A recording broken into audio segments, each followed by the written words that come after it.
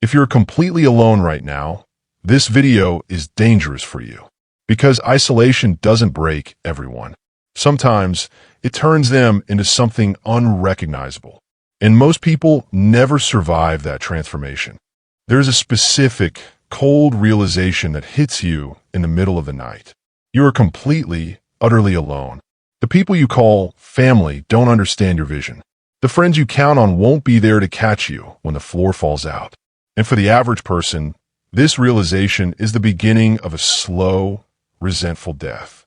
If the thought of having no safety net makes you panic, if you're still waiting for a mentor or a support system to validate your existence, leave this video now. Because what I'm about to tell you will only sound like madness to a mind that is still housebroken. But for the few who are ready to stop being palatable and start being powerful, you need to understand one thing. This isolation isn't your misfortune.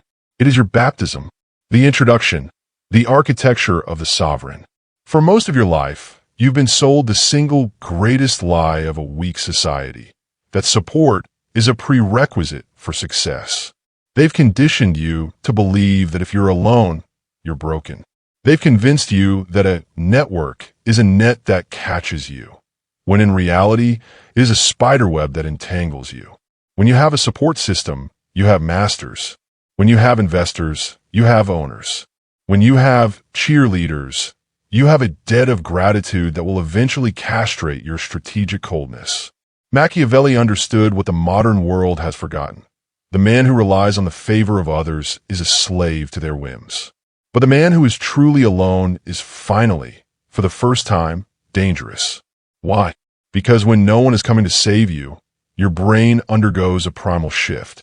It stops seeking social warmth and starts calculating asymmetrical lethality. In this breakdown, we're going to perform surgery on your need for validation. We are going to enter the ghost phase, the period of total strategic silence where you stop talking about your ambitions and start letting your results become a magnet for power. We will explore why being loved is a strategic liability and why your rejection is actually the furnace fuel required to build a version of yourself that is anti-fragile. By the end of this, the version of you that craves a pat on the back will be dead, and in its place, the sovereign outlier will be born. If you're ready to trade your safety net for a throne, let's begin. The first incision we must make is into the myth of the safety net. We are socially conditioned to believe that a network is an asset, a collection of allies who will cushion your fall. This is a fundamental cognitive error. In the brutal mathematics of power, a safety net is not a floor. It is a spiderweb. It does not catch you. It entangles you. Consider the psychological mechanics of support. When you lean on others, you trigger the law of reciprocity, one of the most binding contracts in human behavior. Every favor accepted, every validation received, and every moment of emotional soothing creates a psychological lien on your autonomy. You accumulate debt. A man in debt to his tribe cannot make ruthless decisions because he is subconsciously calculating the cost of offending his benefactors. He hesitates, and in the delay caused by that hesitation, the opportunity for dominance is lost. The supported individual is sedated. When you're surrounded by people who reassure you that it's okay to fail or that you did your best, they're administering a psychological anesthetic. They're numbing the very pain that is designed to signal incompetence. Pain is a biological feedback loop meant to force adaptation. By outsourcing your emotional regulation to a support system, you short-circuit your own evolution. You remain fragile because you are never forced to bear the full, crushing weight of your own insufficiency. This is why the herd emphasizes community over sovereignty. The herd fears the outlier. By keeping you tethered to a web of mutual obligation, they ensure you never accelerate beyond the group's collective velocity. They call it love or loyalty, but functionally, it is containment. You become a domesticated animal, well-fed and safe, but utterly incapable of hunting in the wild. True danger, the kind that shifts reality, requires speed, and speed requires the absence of friction. Every relationship you maintain for safety adds drag to your momentum. The sovereign outlier understands that to move without resistance, one must sever the strings of dependency. You must view the safety net for what it truly is, a mechanism of control designed to keep you safe, soft, and exactly where you are. Once you sever the spiderweb, you drop into the 0 point. Psychologically, this is the state of total resource vacuum. No allies, no validation, and no noise. For the uninitiated, this silence is terrifying because it forces an immediate confrontation with the self. The average mind, addicted to the dopamine loop of social approval, experiences this as a form of sensory deprivation panic. They scramble to fill the void with distraction, desperate to avoid the echo of their own thoughts. But for the strategist, the 0 point is not a crisis. It is the first moment of true clarity. When you remove the external distortion of other people's opinions, the signal-to-noise ratio of your own intuition spikes. You're no longer processing social cues or managing the emotional fragility of a group. You are processing raw data. The energy previously wasted on maintenance, checking in, explaining yourself, compromising, is suddenly repatriated. This is the mechanics of absolute freedom. It is not the freedom of leisure. It is the freedom of vector. In a vacuum, there is no air resistance. Without the friction of a collective weighing you down, your ability to pivot, attack, or retreat becomes instantaneous. You are no longer a component of a machine. You are the architect of the engine. The terror of the 0 point quickly dissolves into a cold, intoxicating realization. When there is no one around to tell you no, the only limit to your trajectory is your own capacity for pain. The mathematical reality of power is that it cannot be shared without being diluted. Collaboration is often marketed as synergy, but in the psychological architecture of dominance, it frequently functions as a tax on your vision. When you invite a partner into the foundation, you're not just splitting the equity, you're splitting the purity of the intent. Every partnership introduces a consensus lag. You are forced to explain, justify, and debate your intuition with minds that do not possess your specific optical acuity. This negotiation process acts as a filter, stripping away the sharpest, most aggressive edges of a plan until it becomes something safe, palatable, and ultimately mediocre. The committee inevitably regresses to the mean. Building alone preserves the totalitarian nature of the vision. There is no board to appease, no vote to secure, and no compromise to negotiate. You possess 100% of the risk, which terrifyingly ensures you possess 100% of the focus. This creates a psychological environment of hyper-accountability. There is no one else to blame for failure, which forces the brain to operate at maximum efficiency. When you refuse to divide the labor, you refuse to divide the spoils. The sovereign outlier understands that the throne is a single-seater.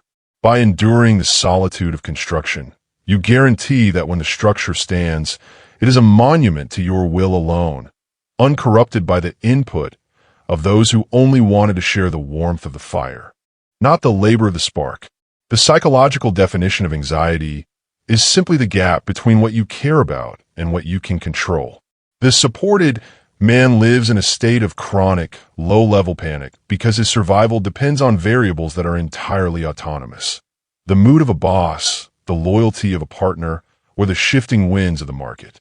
He is a gambler, betting his emotional stability on the volatile nature of other human beings. Machiavelli identified this centuries ago as the distinction between fortuna, luck, and virtù, skill. When you rely on help, you are building on fortuna, shifting sand. The sovereign outlier ruthlessly eliminates these external dependencies. This is not just a strategic choice. It is a cognitive hygiene practice.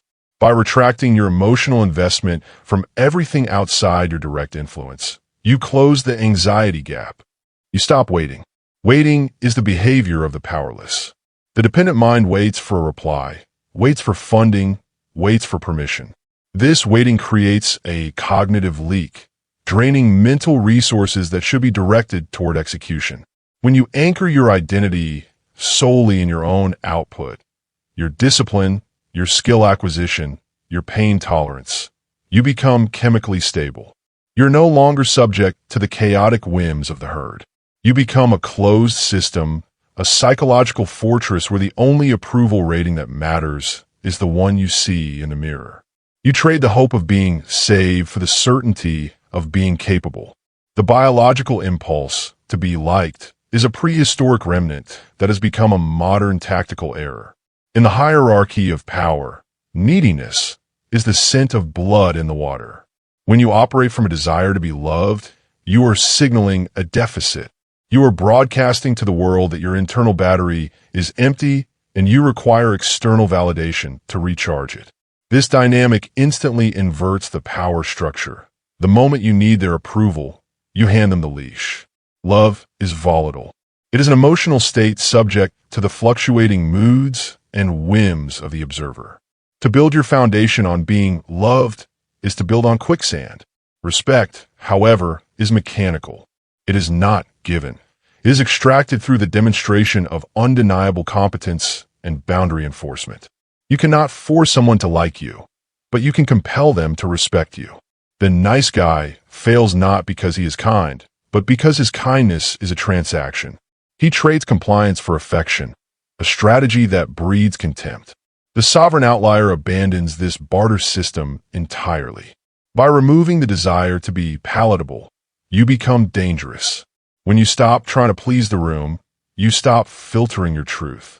The paradox of social dynamics is that the man who is willing to walk away, the man who is indifferent to the collective opinion, is the one who commands its attention. It is better to be cold and respected than warm and disposable. Speed is the currency of warfare, and in the psychological landscape, silence is the ultimate accelerant. The greatest friction in any operation is human communication. When you work within a group, every decision must be encoded into language, transmitted, debated, decoded, and agreed upon. This process is a consensus tax that bleeds momentum. The committee meeting is the graveyard of opportunity. The asymmetrical general understands that moving alone grants the tactical advantage of zero latency. The distance between thought and execution collapses. You observe, orient, decide, and act in a single fluid motion.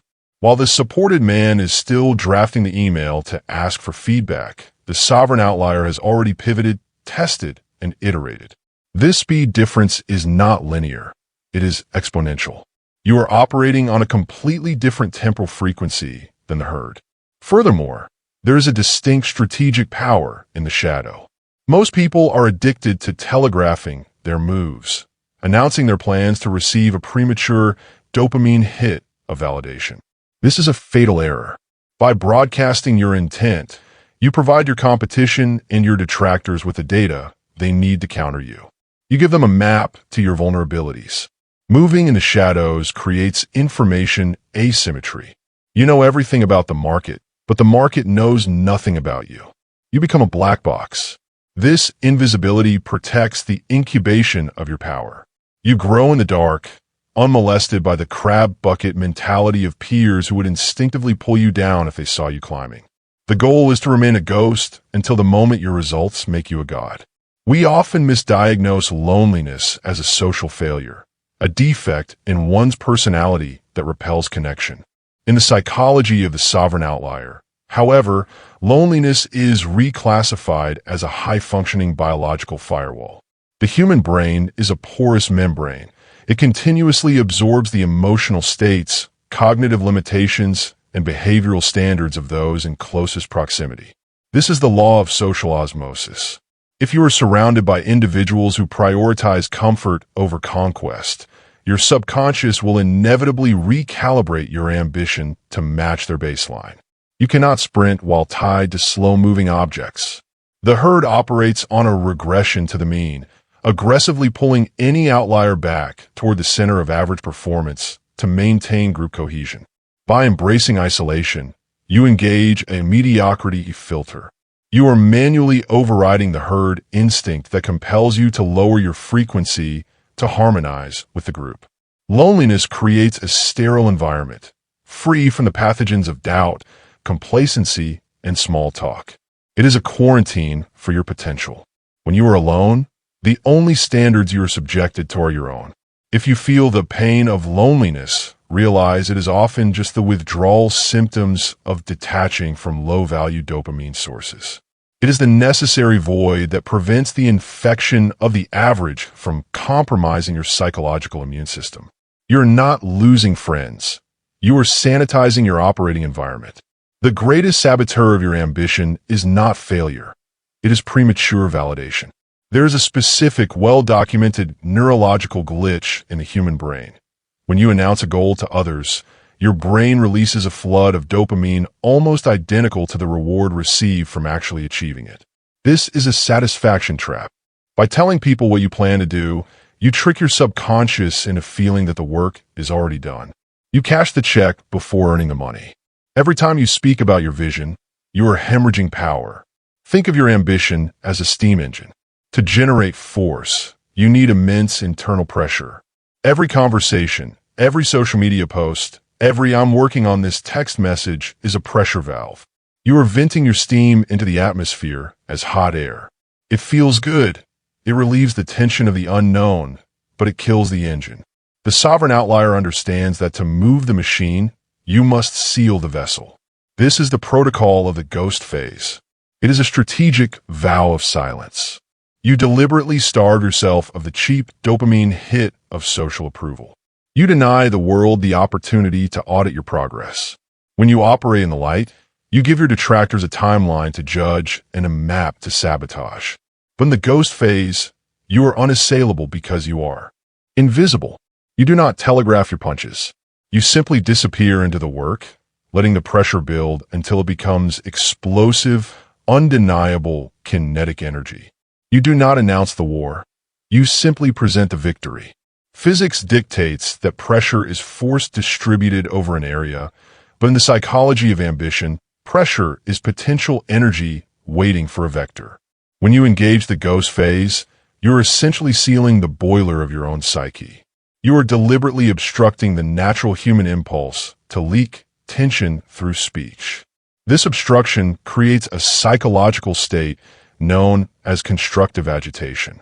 The average person feels this internal buzzing, this burning desire to scream, "Look at me," and immediately relieves it by posting on social media or gossiping with a friend.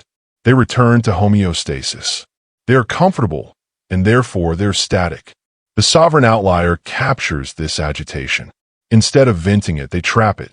This accumulated stress does not disappear, it transmutes. It undergoes a thermodynamic shift from emotional need to kinetic drive.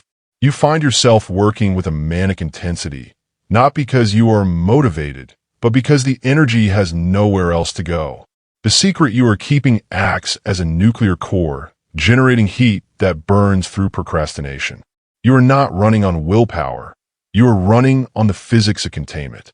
By refusing to let the steam escape, you force the engine to move. The modern social contract demands a permanent performance. You are expected to maintain a persona, a curated, palatable version of yourself designed to facilitate frictionless interaction. This mask requires constant metabolic upkeep. Every smile you fake, every nod of agreement you force, and every small talk script you recite burns cognitive glucose. You are effectively running a background application that drains 40% of your processing power just to remain socially acceptable. When you embrace strategic isolation, this tax vanishes. The moment you stop performing for an audience, the mask drops. This is the state of total immersion. It is a return to psychological efficiency. The energy previously allocated to impression management is suddenly rerouted to competence acquisition. You stop worrying about how you look while doing the work and become obsessed with the work itself.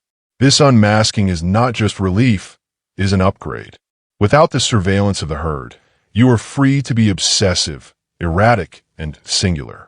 You can enter deep flow states that are impossible to sustain in a social environment because you no longer need to surface for air to validate someone else's feelings. You become a pure instrument of your own will. The social world calls this antisocial or weird. The sovereign outlier recognizes it as the only state in which true mastery is forged. You're not hiding from the world. You are finally stopping the performance so the real work can begin. The ultimate cure for the disease of dependency is a standard of performance so high that it bypasses the need for permission. Most people operate in the realm of the subjective.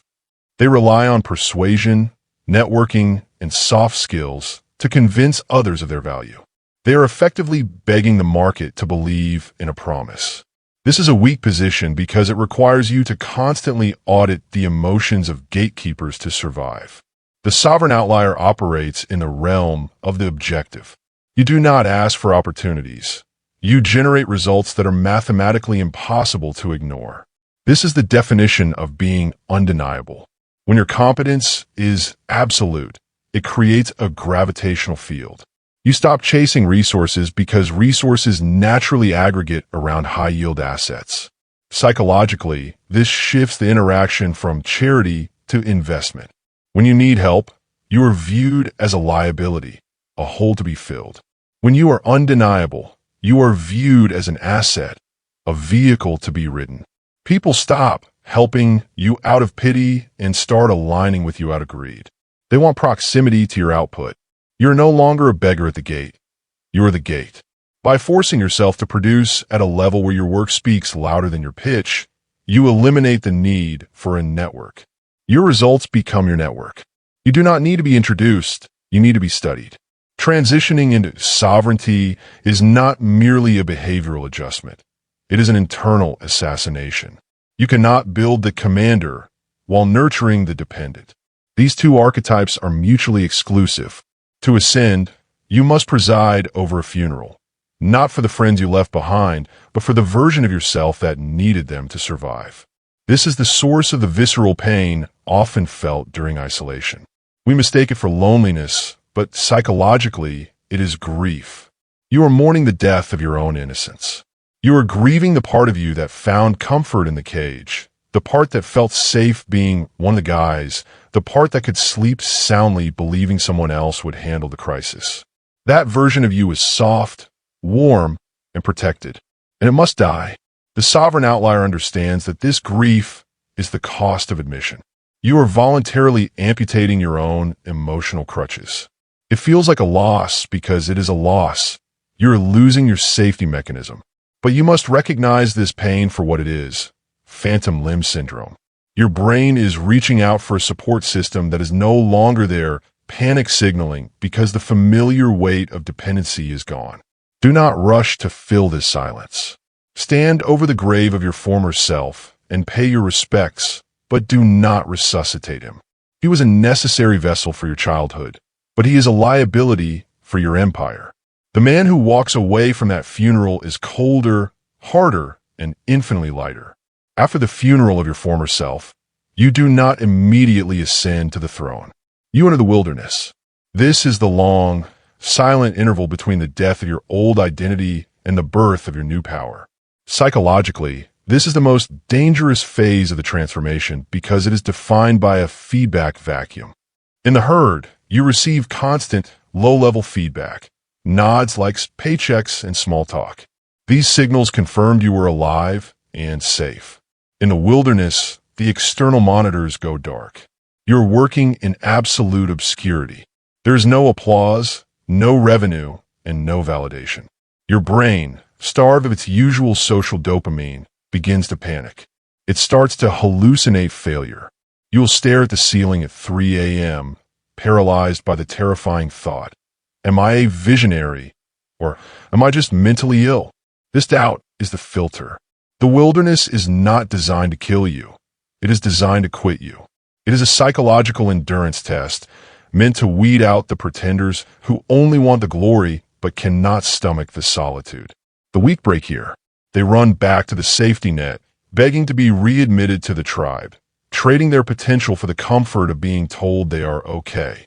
To survive the valley, you must learn to become autotrophic, capable of generating your own energy without an external source. You must replace validation with conviction. You stop looking for light at the end of the tunnel and realize that you are the torch. You trudge forward not because you see the destination, but because you refuse to turn back to the cage. The boy is not a reference to biological age. It is a diagnostic label for a specific cognitive defect, the permission-seeking reflex. The psychology of the boy is defined by the subconscious belief that there is always an adult in the room, a boss, a mentor, a system that holds the ultimate authority. This archetype operates on the fatal assumption that if a catastrophe occurs, a safety mechanism will deploy. This belief renders you strategically impotent because it outsources the burden of consequence. To birth the sovereign man, you must ruthlessly suffocate this reflex. You must confront the terrifying reality of total agency. You are the final authority. There is no supervisor coming to validate your strategy or absolve you of your failures. The sovereign man does not ask, "Am I allowed to do this?" He simply calculates, "I have the capacity to do this." This transition requires the complete internalization of the locus of control. When you kill the boy, you simultaneously kill your right to complain. A complaint is merely a plea for a higher power to intervene and fix your reality. The sovereign man understands that no such power is coming. There is only the objective landscape and his ability to manipulate it. He accepts that every deficit in his life, financial, physical, or social, is a direct result of his own lack of leverage. This realization is crushing to the weak, but to the sovereign, it is liberating. It means that if the problem is yours, the solution is also yours.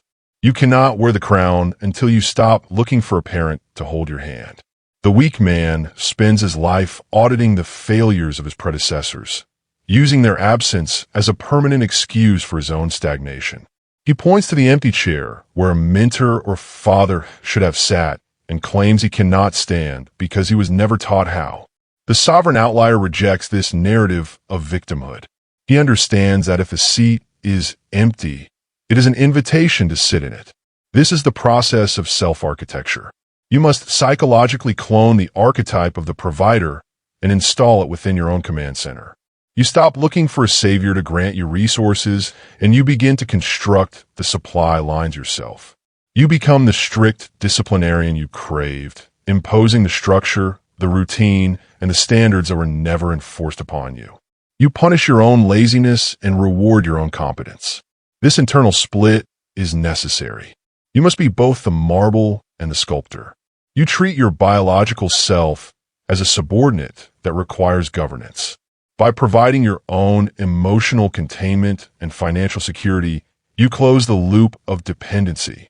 You no longer walk into a room looking for a father to impress. You walk in as the authority because you have already earned the respect of the only judge that matters. You have built the house you live in.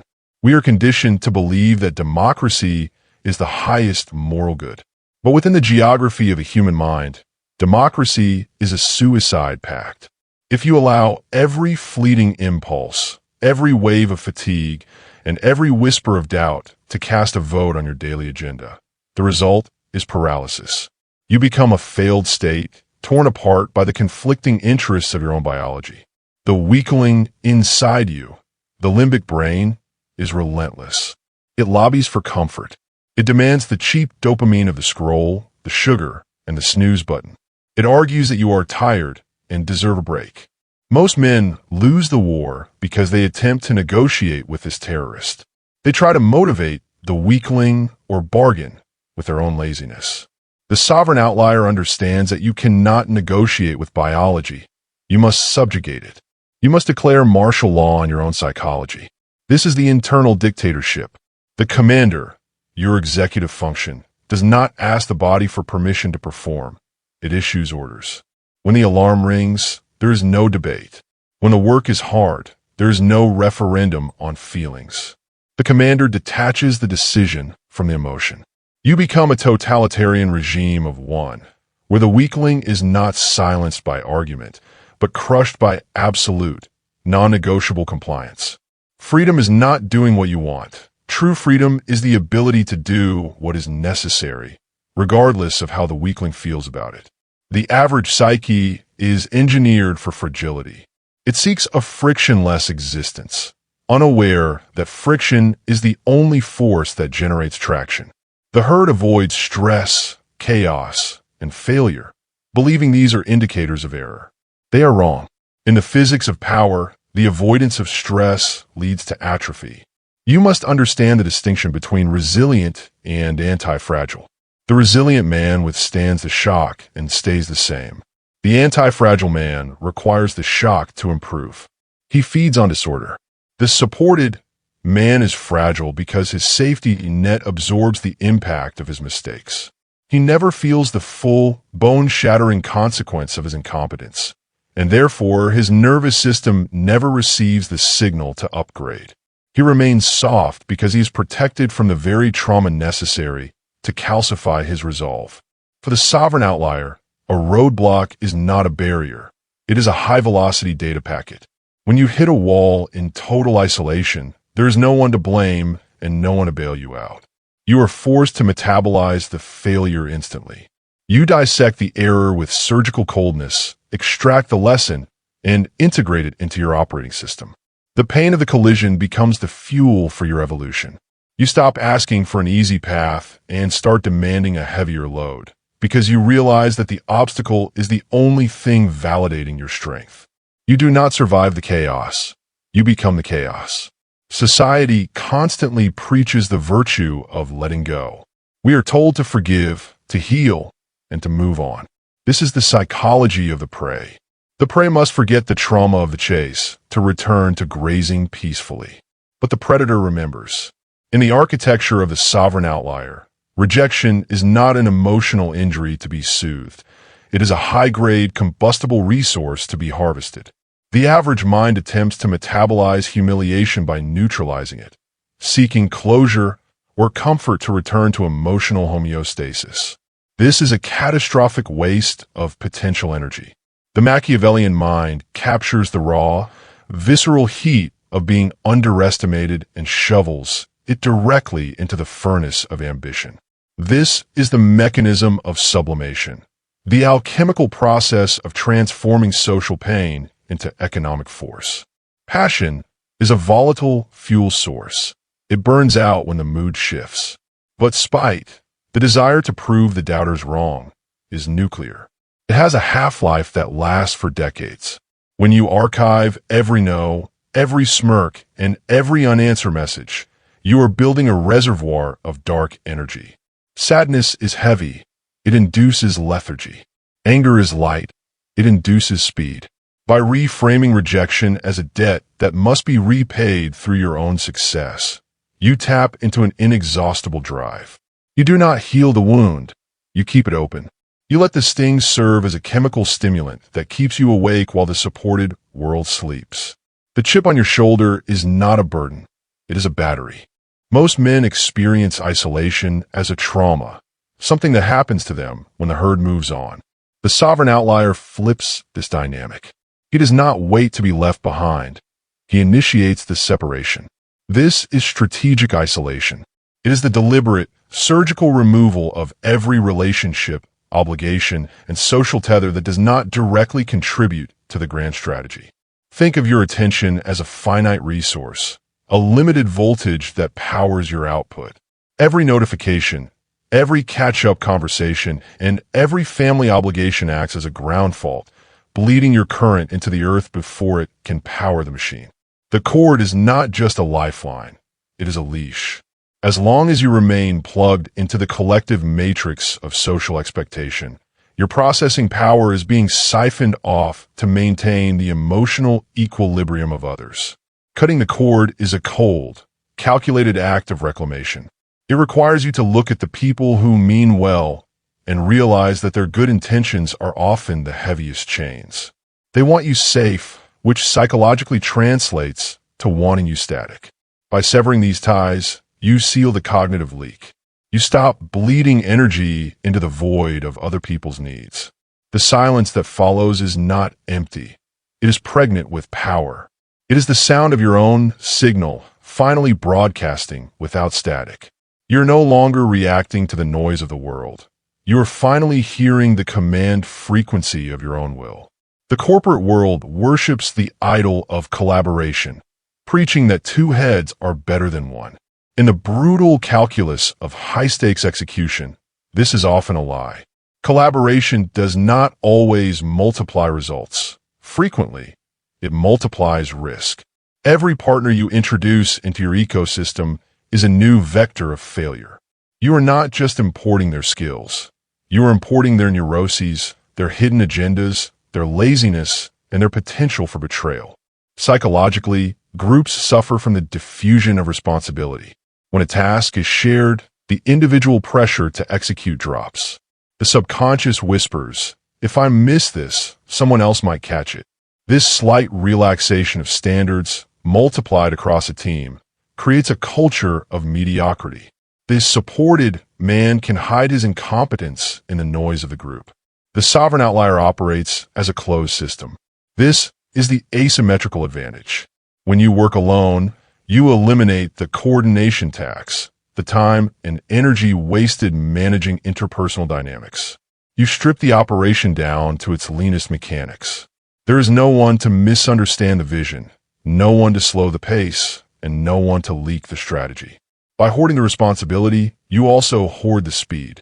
While your competitors are stuck in meetings trying to build consensus, you have already executed, iterated, and conquered.